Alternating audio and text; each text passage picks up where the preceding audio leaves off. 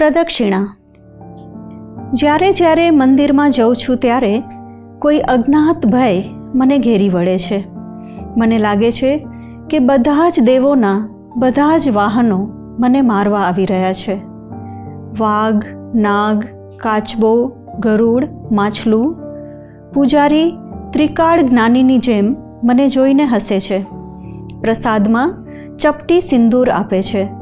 હું મૂંગી અવાક થઈ જાઉં છું.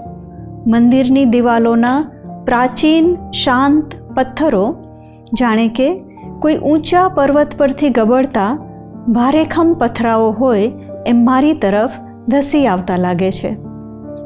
હું જીવ બચાવતી દોડું છું. મંદિરની દિવાલો ફરતી પ્રદક્ષિણા કરું છું. મંદિરના લીસા આરસપાણમાં મને ઠેસ વાગે છે. હું પડી જાઉં છું. માથું ઝૂકી જાય છે મૂર્તિ આગળ અને હું પેલા ગબડતા પથરાઓ નીચે છૂંદાઈ જાઉં છું. હું પણ હવે એક પથ્થર બની જાઉં છું નવા જન્મમાં. મને કોઈ પણ એક આકાર આપી દેવામાં આવે છે.